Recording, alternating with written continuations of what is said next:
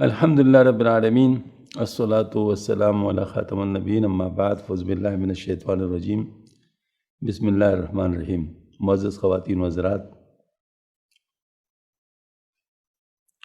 جیسے کہ آپ حضرات کو علم ہے کہ اتوار کے دن ہمارے ہاں فرض عین علم کے جو احکام ہیں وہ بیان ہوتے ہیں۔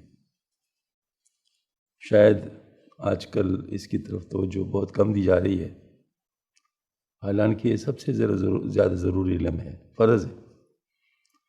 تو مثال میں دیتا ہوں، اگر کوئی سیاسی ڈسکشن کر رہا ہو، ٹھیک ہے، مطلب ظاہر برا نہیں ہے، لیکن وہ فوری طور پر اتنا زیادہ وہ نہیں ہوتا کہ ریکوائرڈ جو ووٹ دینے کا وقت ہوتا ہے اسی وقت ہی سوچا جائے تو اچھی بات ہے۔ یا پھر یہ ہے کہ مثال کے طور پر کچھ ہم لوگ انٹرنیشنل معاملات ڈسکس کرتے ہیں، فلانی یہ کیا، فلانی یہ کیا، وہ بھی اس میں بھی ہمیں کچھ نہیں کرنا ہوتا، صرف اپنے آپ کو تکا رہے ہوتے ہیں۔ دوسری طرف جو علوم ہیں، تو ان علوم میں بھی ظاہر مفید علوم بھی ہوں گے اور نقصان دہ علوم بھی ہوں گے، تو مفید علوم کو حاصل کیا جا سکتا ہے، لیکن وہ ہمارے لیے یا مباح ہوتے ہیں یا مستحب ہوتے ہیں۔ مثلا قرآن پاک کے درس میں بیٹھنا مستحب ہے، حدیث شریف کے درس میں بیٹھنا مستحب ہے، اس پہ بڑا اجر ہے، لیکن یہ جو علم ہے یہ فرض ہے، یعنی ہر انسان کے اوپر فرض ہے کہ وہ اس علم کو حاصل کر لے۔ طلب العلم فریضۃ علی کل مسلم، جس علم کے بارے میں آیا وہ یہ ہے، اور وہ یہ ہے کہ ہم اپنے عقائد سے واقف ہوں، عبادات سے واقف ہوں، اس کے احکامات سے واقف ہوں، معاملات سے واقف ہوں، معاشرت سے واقف ہوں، اور اپنے اخلاق سے واقف ہوں۔ یہ علوم جو ہے لازمی ہے۔ تو آج کل چونکہ ہمارے یہاں عبادات کا علم اس کے بارے میں بتایا جاتا ہے، اور عبادات میں آج کل نماز کی بات چل رہی ہے، اور نماز میں شرائط نماز جس میں وضو کے بارے میں بات چل رہی ہے، تو اس میں ظاہر وضو میں پھر پانی کی بات چل رہی ہے۔ تو آج ہے انشاءاللہ آدمی اور جانوروں کے جھوٹے پانی کا بیان۔ نمبر 1، آدمی کا جھوٹا پاک ہے، خواہ جنبی ہو یا حیض و نفاس والی عورت ہو، خواہ کافر ہو یا مسلمان۔ لیکن اگر کسی کا منہ ناپاک ہے تو اس کا جھوٹا نجس ہو جائے، مثلا شراب پینے والا اگر اس پانی پیے تو اس کا جھوٹا نجس ہوگا، لیکن اگر کچھ دیر بعد پیے، کس عرصے میں کئی بار تھوک نکل چکا ہو، اور جہاں شراب لگی ہو وہ جگہ تھوک سے صاف ہو چکی ہو، تو صحیح ہے کہ اس کا منہ پاک ہو جائے گا۔ شرابی کے جھوٹ سے ہر حالت میں بچنا ہی چاہیے، مطلب ظاہر کیا پتہ کہ اس نے کیا کیا، وہ تو اس کی بات ہے نا، میں تو نہیں علم۔ نمبر 2، عورت کا جھوٹا اجنبی مرد کے لیے، اجنبی مرد کا جھوٹا عورت کے لیے مکروہ ہے، یہ ناپاکی کی وجہ سے نہیں بلکہ لذت پانے کی وجہ سے، اس لیے اگر معلوم نہ ہو یا لذت حاصل کرنے کے لیے نہ ہو تو کوئی حرج نہیں۔ نمبر 3، حلال چرندوں پرندوں کا جھوٹا پاک ہے، اگرچہ نر ہو، جیسے گائے، بکری، بیل، کبوتر، فاختہ وغیرہ، کہ میں سے جو جانور نجاست بھی کھاتا ہو، مثلا آزاد مرغی اور اونٹ اور بیل وغیرہ، تو ان کا جھوٹا مکروہ ہے، ان کے دودھ اور گوشت کا بھی یہی حکم ہے۔ اگر مرغی وغیرہ نے نجاست کا اس وقت پانی پیا تو پانی نجس ہو جائے گا۔ نمبر 4، گھوڑے کا جھوٹا بالاجماع پاک ہے۔ نمبر 5، جن جانوروں میں بہتا ہوا خون نہیں ہوتا، خواہ وہ پانی میں رہتے یا خشکی میں، ان کا جھوٹا مکروہ تنزیہ ہے۔ نمبر 6، کیڑے جو گھروں میں رہتے ہیں جیسے سانپ، نیولا، چپکلی وغیرہ، دیگر جانور، چوہا اور بلی، ان کا جھوٹا مکروہ تنزیہ ہے۔ بلی کا جھوٹا کھانا یا پینا مالدار کے لیے مکروہ ہے، کیونکہ اس کے بجائے دوسرا کھانا لے سکتا ہے، لیکن فقیر کے لیے جو اس کے بجائے دوسرا کھانا نہیں لے سکتا، ضرورت کی وجہ سے مکروہ نہیں ہے۔ اگر بلی نے کوئی جانور یا چوہا وغیرہ کھا کر فوراً پانی پیا تو اس کا جھوٹا ناپاک ہوگا، اور کچھ دیر ٹھہر کر پیا تو اس عرصے میں اپنا منہ کئی دفعہ چاٹ کر صاف کرے تو اس کا جھوٹا پھر پاک ہو جائے گا، مکروہ ناپاک نہیں ہوگا بلکہ مکروہ ہوگا۔ نمبر 7، شکاری پرندوں مثلا شکرا، باز، چیل وغیرہ کا جھوٹا مکروہ ہے۔ اسی طرح ان پرندوں کا جھوٹا بھی مکروہ ہے جن کا گوشت نہیں کھایا جاتا۔ کوے کا جھوٹا بھی مکروہ ہے، اچھے پانی کے ہوتے ہوئے مکروہ پانی سے وضو کرنا مکروہ ہے، اور اچھا پانی نہ ملے تو پھر مکروہ نہیں ہے۔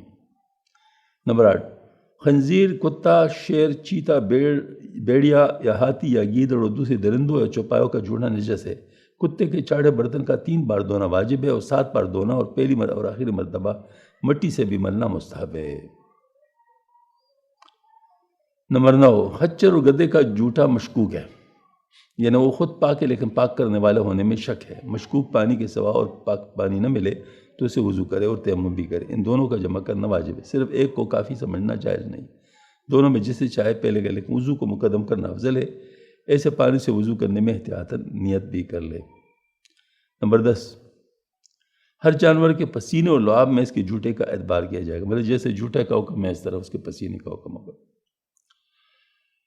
اچھا، وہ صورتیں جن میں پانی نجس نہیں ہوتا، چمگادڑ کے پیشاب اور بیٹ سے پانی اور کپڑا نجس نہیں ہوتا۔ نمبر 4، پانی کے متفرقات۔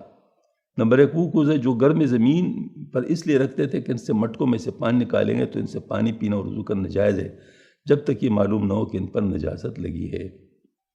نمبر 2، ایسے حوض سے وضو و غسل جائز ہے جس کے متعلق یہ گمان ہو کہ اس میں نجاست پڑی ہوگی مگر یقین نہ ہو، اس پر یہ واجب نہیں کہ اس کا حال پوچھے، اور جب تک اس میں نجاست ہونے کا یقین نہ ہو جائے اس سے وضو کرنا ترک نہ کرے۔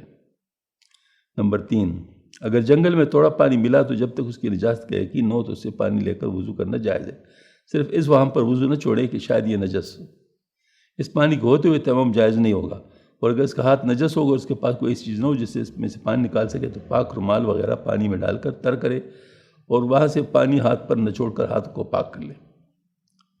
اگر بچے یا بڑے آدمی جاہل و کافر وغیرہ ڈول یا رسی پر ہاتھ لگاتے ہیں تو جب تک نجاست کا یقین نہ ہو ڈول اور رسی پاک ہوگی، اور کوئی کافر یا کوئی بچہ اپنے ہاتھ میں پانی ڈال کر تو پانی نجس نہیں ہوتا، لیکن اگر معلوم ہو جائے کہ اس کے ہاتھ میں نجاست لگی ہوئی تھی تو پھر ناپاک ہو جائے گا، لیکن چھوٹے بچے کا ہاتھ کا اعتبار نہیں، جب تک کوئی اور پانی نہ ملے اس کے ہاتھ کے ڈالے ہوئے پانی سے وضو نہ کرنا بہتر ہے، اگر کر لے تو جائز ہوگا۔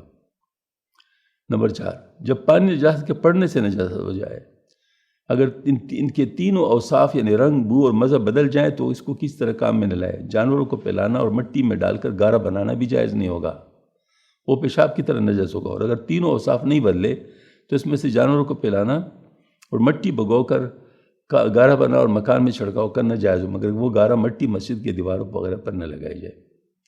نمبر 5، جاری یا بند پانی میں پیشاب کرنا مکروہ ہے۔ نمبر 6، اگر پانی دھوپ سے گرم ہو جائے تو اسے وضو کرنا جائز ہے لیکن بہتر نہیں ہے، مکروہ ہے، اور اس سے برز ہو جانے کا ڈر ہے، یعنی یہ میڈیکل پوائنٹ ہے، یہ فقہی پوائنٹ نہیں ہے۔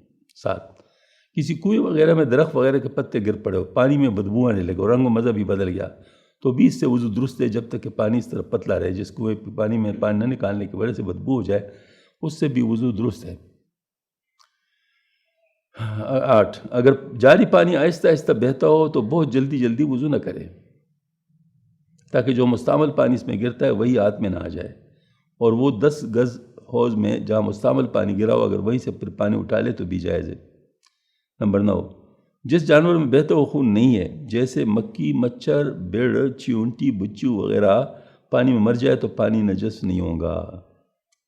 نمبر 10، جو جانور پانی میں پیدا ہوتے ہیں اور رہتے ہیں ان کے پانی میں مرنے سے بھی پانی ناپاک نہیں ہوتا، جیسے مچھلی، مینڈک اور کیکڑا، اس میں فرق نہیں کہ وہ پانی میں مرے یا باہر مرے، پھر پانی میں ڈال دیا جائے، اگر پول یا پٹ کر جائے تب بھی مگر پانی پینا مکروہ ہے۔ نمبر 11، جو جانور پیدائشی پانی کے نہ ہو مگر وہ پانی میں رہتے ہو جیسے بطخ، برغابی وغیرہ، ان کے پانی مرنے سے پانی ناپاک ہو جاتا ہے۔ 12، خنزیر کے سوا ہر جانور کے بھال، ہڈی، پٹھا، کھر چیرا ہوا یا بے چیرا پاک ہے جبکہ ان پر چکنائی نہ ہو، ورنہ چکنائی کی وجہ سے ناپاک ہو گیا۔ آدمی کے بال اور ہڈی کا بھی حکم ہے جبکہ بال منڈے ہوئے یا کٹے ہوئے ہوں، اگر اکڑے ہوئے ہو تو نجس ہوں گے۔ اصح یہ ہے کہ مشق نافع ہر حالت میں پاک ہے اور ذبح کیے ہوئے جانور کا مشق نافع بالاتفاق پاک ہو جائے۔ نمبر 14، خنزیر کے تمام اجزاء نجس ہیں۔ نمبر 9، کنویں کے مسائل۔ جب کنویں میں کچھ نجاست گر پڑے تو کنواں ناپاک ہو جاتا ہے اور پانی نکال ڈالنے سے پاک ہو جاتا ہے، چاہے تھوڑی نجاست گرے یا بہت، سارا پانی نکالنا چاہیے، جب سارا پانی نکل جائے گا تو پاک ہو جائے گا۔ کنویں کے اندر کنکر، دیوار وغیرہ کے دھونے کی ضرورت نہیں ہے، وہ سب خود بخود پاک ہو جائیں گے۔ اس طرح رسی ڈول جس سے پانی نکالے کنویں کے پاک ہونے سے خود بخود پاک ہو جائیں گے، ان دونوں کے بھی دھونے کی ضرورت نہیں ہے۔ فائدہ، کنویں میں کبوتر یا گوریا یا چڑیا کی بیٹ اگر گر پڑی تو نجس نہیں ہوا، البتہ مرغی اور پتہ کی بیٹ سے نجس ہو جائے، سارا پانی نکالنا واجب ہے۔ نمبر 2، کنویں میں کبوتر یا گوریا یا چڑیا کی بیٹ گر گئی تو نجس نہیں، اور اچھا یہ تو ہو گیا۔ نمبر 3، مسئلہ کتا بلی گائے، اس میں جو ہے نا وہ ریپیٹیشن ہو گئی ہے. ہاں اچھا نہ، اگر کتا بلی گائے بکری وغیرہ کوئی میں پیشاب کرے، کوئی اور نجاست گرے تو سارا پانی نکالا جائے. مسئلہ اگر آدمی کتا بکری ہے اس کے برابر کوئی اور جانور گر کر مر جائے تو سارا پانی نکالا جائے. اگر باہر مرے تو پھر کنویں میں گرے تب بھی یہی حکم ہے، سارا پانی نکالا جائے. مثلا اگر کوئی جاندار کنویں میں مر جائے اور پھول جائے یا پٹ جائے تب بھی سارے پانی نکال جائے، چاہے چھوٹا جانور یا چاہے بڑا. تو اگر چوہا یا گوریا مر کر پھول جائے یا پٹ جائے تو سارا پانی نکالنا چاہیے. اگر چوہا گوریا یا اس کے برابر کوئی چیز گر کر مر گئی لیکن پولی پٹی نہیں تو 20 ڈولنا واجب ہے، اور 30 ڈول نکالے تو بہتر ہے. لیکن پہلے چوہا نکال لے تب پانی نکالنا شروع کرے. اگر چوہا نہیں نکالا تو اس پانی نکالنے کا کچھ اعتبار نہیں، چوہا نکالنے کے بعد پھر اتنا پانی نکالنا پڑے گا. بڑی چپکلی جس میں بہتا ہوا خون ہوتا ہے اس کا حکم بھی یہی ہے، اور اگر مر جائے اور پھولے پٹے نہیں تو 20 ڈول نکالنا چاہیے، اور 30 ڈول نکالنا بہتر ہے. جس میں بہتا ہوا خون نہیں ہوتا اس کے مرنے سے پانی ناپاک نہیں ہوتا. اگر کبوتر مرغی بلی اس کے برابر کوئی چیز گر کر مر جائے اور پھولے نہیں تو 40 ڈول نکالنا واجب ہے، اور 60 ڈول نکالنا بہتر ہے. جس کنویں پر جو ڈول پڑا رہتے اسی کے حساب سے نکالنا چاہیے. اگر اتنے بڑے ڈول سے نکالا جس میں بہت پانی سماتا ہے اس کا حساب لگانا چاہیے. اگر اس میں 2 ڈول پانی سماتا ہے تو 2 ڈول سمجھیں، اور اگر 4 ڈول سماتا ہے تو 4 ڈول سمجھنا. خلاصہ یہ کہ جس ڈول سے پانی آتا ہوگا اسی کے حساب سے پانی نکال جائے. اگر کنویں میں اتنا بڑا سود ہے کہ سب پانی نہیں نکل سکتا، جیسے جیسے پانی نکالتے رہے ویسے ویسے اس میں سے اور نکل آتا ہے، تو جتنا پانی اس وقت اس میں موجود ہے اندازہ کر کے اس قدر نکال لیں. مثلا اندازہ کرنے کا کیا طریقہ ہے؟ آج کل بہت آسان ہے. کنویں ہے نا، کنواں تو کنواں تو ایک مطلب اس کا اپنا ایک یعنی سرکمفرنس ہوتا ہے، اس کے حساب سے کیلکولیٹ کرے. جو اس کی گہرائی ہے تو اس گہرائی کو ناپ لے. اس وقت جو اس کا ڈائمیٹر ہے تو اس کو بھی ناپ لے، یعنی اس کا جو قطر ہے. پھر اس کو π/4 d² جو اس کا ایریا ہے اس کے ساتھ جو اس کا ڈیپتھ ہے اس سے ضرب دے تو اس کا والیوم آ جائے گا. یہ جو والیوم ہوگا تو یہ پورے کنویں کے پانی کا ہوگا جتنا کنویں میں پانی کھڑا ہے.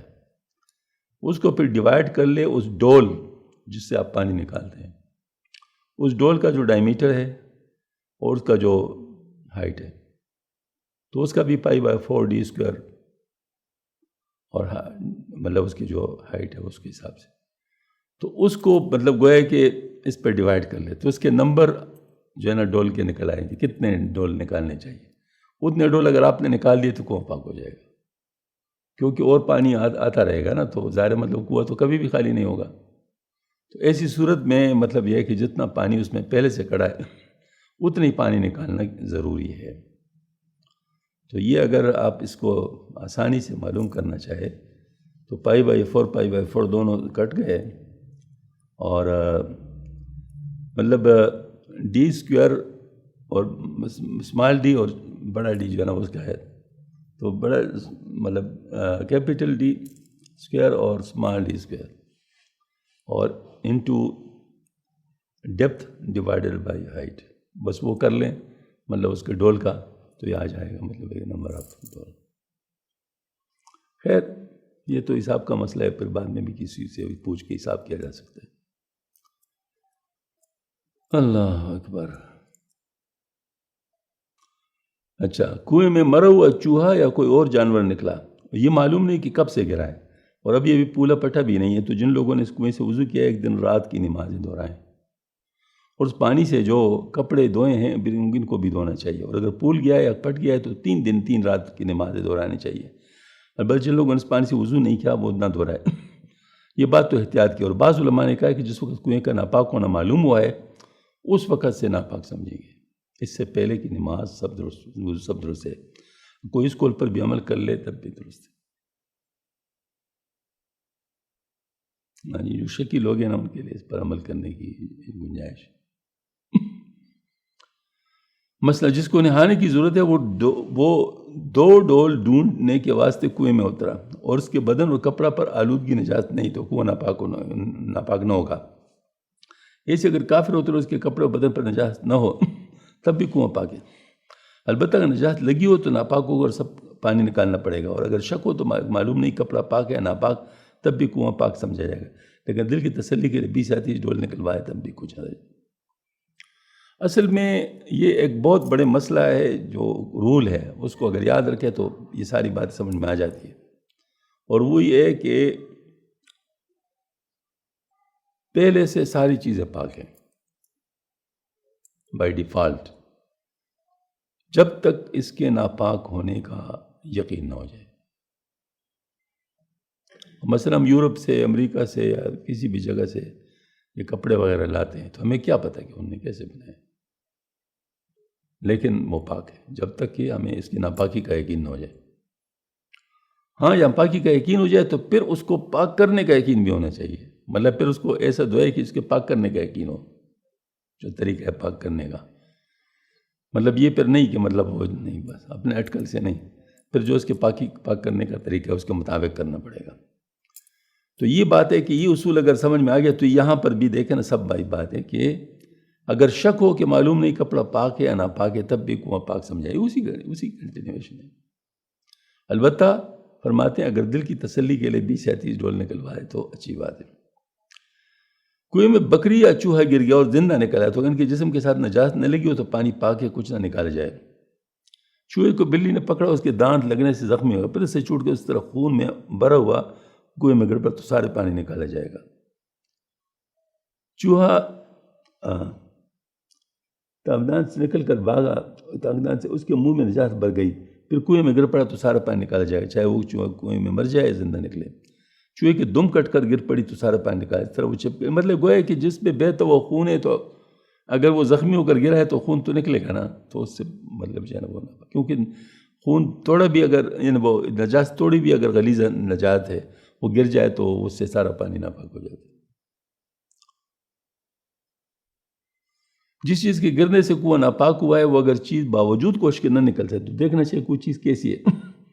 اگر وہ چیز ایسی ہے کہ خود تو پاک ہوتی ہے لیکن ناپاکی لگنے سے ناپاک ہو گئی، جیسے ناپاک کپڑا، ناپاک گیند، ناپاک جوتا، تو اس کا نکالنا معاف ہے، ویسے ہی پانی نکال ڈالے۔ اور اگر ایسی چیز ایسی ہے کہ خود ناپاک ہے جیسے مردہ جانور، چوہا وغیرہ، تو جب تک یقین ہو جائے کہ گل سڑ کر مٹی ہو گیا ہے اس وقت تک کنواں پاک نہیں ہو سکتا، جب یقین ہو جائے اس وقت سارا پانی نکال دے، کنواں پاک ہو جائے گا۔ اللہ اکبر۔ اصل میں دیکھیں نا، اگر کوئی چیز خود ناپاک نہیں ہے، مطلب یہ جس کو کہتے ہیں نا وہ کوئی جانور وغیرہ گرا ہو تو خود ناپاک ہو گیا ہوگا، مطلب مر گیا تو، لیکن خود ناپاک نہیں، جیسے گیند ہے تو گیند کے اوپر جو نجاست ہے وہ اس کو نکالنا ہے نا، تو نجاست تو پانی میں مل جاتی ہے، تو وہ پانی اگر آپ نے سارا نکال دیا تو ساتھ نجاست بھی نکل گئی، لہذا وہ پاک ہو جائے گا کنواں۔ لیکن اگر ایسا نہیں ہے، مطلب یہ ہے کہ کوئی چیز ہے ایسی جو خود ناپاک ہے، تو پھر اس طرح ہے کہ جب تک اس کا یقین نہ ہو جائے کہ نکالا، پھر اس وقت تک نہیں ہو سکتا۔ جتنا پانی کنویں میں سے نکالنا ضروری ہے، چاہے یکدم نکلے سے نکال، چاہے توڑا توڑا کر کے کئی دفعہ نکالے، ہر طرح پاک ہو جائے گا۔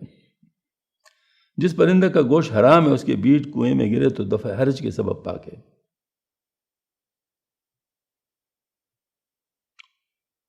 تو یہ میرے خیال میں آج کے لیے کافی ہے، کیونکہ بہت ساری چیزیں اس میں آ گئی ہیں اس کو یاد رکھنا بھی مطلب ہے۔ تو انشاءاللہ ہم ستر عورت کے بارے میں بات کریں گے۔ ستر عورت جسم کو ڈھانکنا، یہ بھی بہت اہم مضمون ہے، کیونکہ اس کے نہ جاننے سے بڑا ہی مسئلہ ہوتا ہے، اور خواتین میں تو یہ بہت بڑا مسئلہ ہے۔ آج کل تو خواتین میں اس کی وجہ سے 50-60% سے زیادہ کی خواتین کی نمازیں نہیں ہوتی، پڑھ رہی ہوتی لیکن نہیں ہوتی، کیوں نے اپنا ستر ڈھاکا ہی نہیں ہوتا۔ مثلا ہاف سلیو کا کسی نے کپڑے ہیں تو عورت کو تو سارا بدن ستر ہے، تو اس کو تو یہاں تک چھپانا چاہیے، تو انہیں مطلب اگر یہاں تک نماز پڑھ رہی ہے لیکن نماز نہیں ہو رہی۔ یہ اس طرح بالوں کا ان کا حکم ہے، بالوں کا بھی چھپانے کا حکم، اور یہ ٹخنوں سے نیچے ان کا ہونا چاہیے، مطلب آج کل فیشن ایسا ہے کہ وہ ٹخنوں سے اوپر جا رہے ہیں ساری چیز.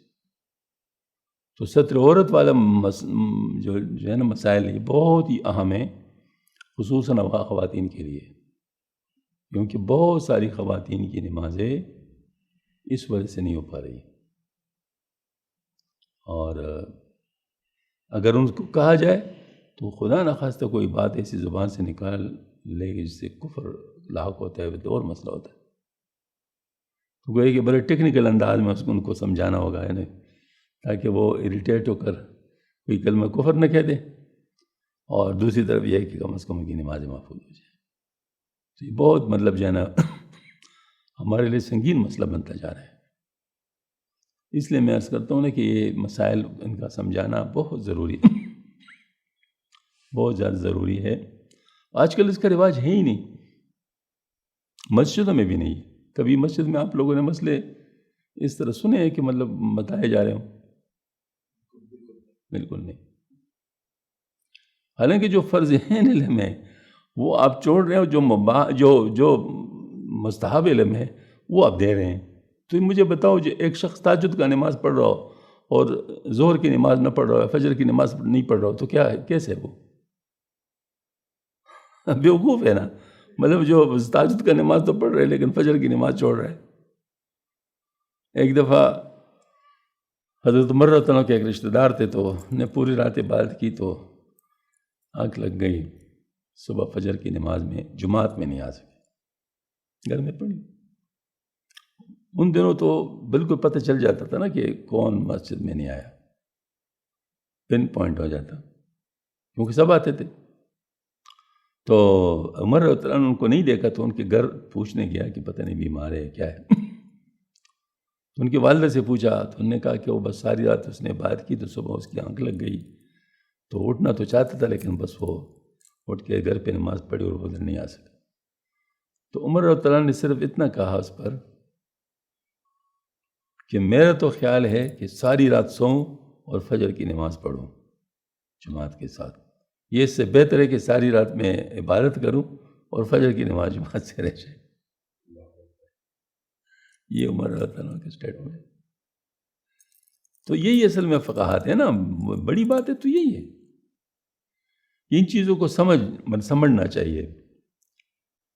فقیہ جو ہوتا ہے نا وہ کہتے ہیں شیطان پر 100 عابدوں سے نہیں 1000 عابدوں سے زیادہ بھاری ہوتا ہے جو فقیہ ہوتا ہے، مطلب جو ان چیزوں کو جانتا ہے اور سمجھتا ہے، جو دین کو سمجھتا ہے. اور حدیث شریف میں آیا ہے کہ اللہ تعالیٰ جس کے ساتھ بلائی کا ارادہ فرمائیں اس کو فقاہت نصیب فرما دیتے، دین کے سمجھ نصیب فرما دیتے. یہ باقاعدہ حدیث شریف. تو اس کا مطلب ہے کہ ان چیزوں کا بہت زیادہ خیال رکھنا چاہیے. اور آج کل میں تو یہاں بھی بیان پر جاتا ہوں تو علماء کرام سے درخواست کرتا ہوں کہ خدا کے لیے یہ مسائل بیان کرنے شروع کر لیں. یعنی آج کل قرآن کا درس دینے پہ تو خوش ہوتے ہیں، حدیث کا درس دینے پہ خوش ہوتے ہیں، ٹھیک ہے جی وہ بہت اونچی چیزیں ہیں، لیکن اس سے عوام براہ راست فائدہ نہیں اٹھا پاتے، کیونکہ عوام کو تو فوری طور پہ ان مسئلوں کی ضرورت ہے. جب یہ مسئلے ان کو آتے ہو پھر آپ ان کو قرآن بھی پڑھائیں، ان کو حدیث بھی پڑھائیں، جتنا پڑھا سکتے ہیں پڑھائیں. لیکن یہ جو چیز ہے اس کے بعد یہ باری ہے اس کی، اس سے پہلے نہیں، کیوں اس کا تو پوچھا جائے گا باقاعدہ. تو اس لحاظ سے مطلب جو ہے نا ہمیں ان چیزوں کا خیال رکھنا چاہیے. اللہ جل شانہ ہم سب کو توفیق عطا فرما دے. وما علینا البلاغ. ایک دفعہ ہمارے صبح کے وقت ہمارے ایک موضوع مطلب ہوتا ہے، پروگرام ہوتا ہے، الحمدللہ آن لائن چلتا ہے. یہ ایک قرآن پاک کی چند آیت مبارک کا ترجمہ ہوتا ہے، اور سیرت سے متعلق کوئی سوال کیا جائے تو اس کا جواب دیا جاتا ہے. یہ ہمارے یہاں. اور پیر کے دن ہمارے ہاں سوالات آتے ہیں، ان کے جوابات دیے جاتے ہیں. تو حضرت مولانا ظہور خان صاحب کا نام سنا ہے؟ مفتی ظہور خان صاحب کا. یہ کراچی میں بہت بڑے مفتی گزرے ہیں، ابھی فوت ہوئے ہیں. یہ ہمارے گاؤں کے تھے. تو اور میرے بڑے دوست تھے. تو جس وقت فوت ہو گئے تو غالباً چند دن کے بعد میں نے ان کو خواب میں دیکھا. تو مسکرا کر مجھے فرما رہے ہیں کہ آپ جو اس سوالوں کے جوابات دے رہے ہیں نا، یہ اللہ تعالیٰ کو بہت پسند ہے. الحمدللہ. تو اس کا مطلب یہ ہے کہ اس چیز کی ضرورت بہت زیادہ ہے، اس چیز کی ضرورت بہت زیادہ ہے. یہ تو اللہ تعالیٰ نے ان کی زبان سے کہلوا دیا. مطلب یہ ہے کہ الحمدللہ اللہ کا شکر ہے کہ ان کے زبان سے نکلوا کر ہمیں بات پہنچ گئی. اگر انہیں بھی بتایا تو چیز تو ایسی تھی نا، مطلب وہ تو صرف پتہ لگا نا. ویسے تو اگر اللہ پاک کو پسند ہے تو کام تو ہو گیا. تو مطلب یہ ہے کہ یہ چیز آج کل بہت ضروری ہے. سیدھی سیدھی باتیں ہیں، چھوٹی چھوٹی باتیں ہیں، کوئی اتنی زیادہ گہری باتیں نہیں ہوتی، عام سی باتیں مطلب جو ہے نا بہت ہی لوگوں کی ضرورت کے مطابق وہ سوال وغیرہ ہوتے ہیں، وہ ان کے جوابات الحمدللہ ہم دے دیتے ہیں. اللہ تعالیٰ جیسے مناسب سمجھے وہ دے دیتے ہیں. تو اس طریقے سے الحمدللہ لوگوں کی ایجوکیشن بڑھتی ہے اور لوگوں کو کم از کم دین کے مسائل کا پتہ چلتا ہے اور دین کی طرف رغبت بھی آتی ہے. میں نے اپنے طور پہ میں چونکہ ٹیچر رہا ہوں تو ٹیچنگ کے شعبے کے ساتھ وابستہ ہونے کی وجہ سے اس سے متعلق جو چیزیں ہیں وہ سامنے آتی رہیں. تو میں نے دیکھا ہے کہ اگر کوئی سوال کر لے کلاس میں اور اس کا جواب دیا جائے اس وقت سارے متوجہ ہوتے ہیں. ویسے اگر ایک طرف ٹیچنگ کی جا رہی ہو اس میں کچھ لوگ سوئے ہوتے ہیں، کوئی لوگ ادھر ادھر دیکھ رہے ہوتے ہیں، مطلب سب حاضر نہیں ہوتے. لیکن اگر سوال کیا جائے تو سوال کے جواب کی طرف سب لوگ متوجہ، کیونکہ سوال کرنے کے ساتھ ایک تجسس پیدا ہو جاتا ہے. اس تجسس کی وجہ سے لوگ سنتے ہیں. تو میں اپنے اسٹوڈنٹس کو بار بار کہتا بھائی سوال کرو سوال کرو سوال کرو، اور سوال کرنے پہ ان کو اکساتا تھا. تو یہ بات اصل میں وہی وجہ یہی ہے کہ لوگ سوال کریں تو لوگ کو فائدہ ہوتا ہے.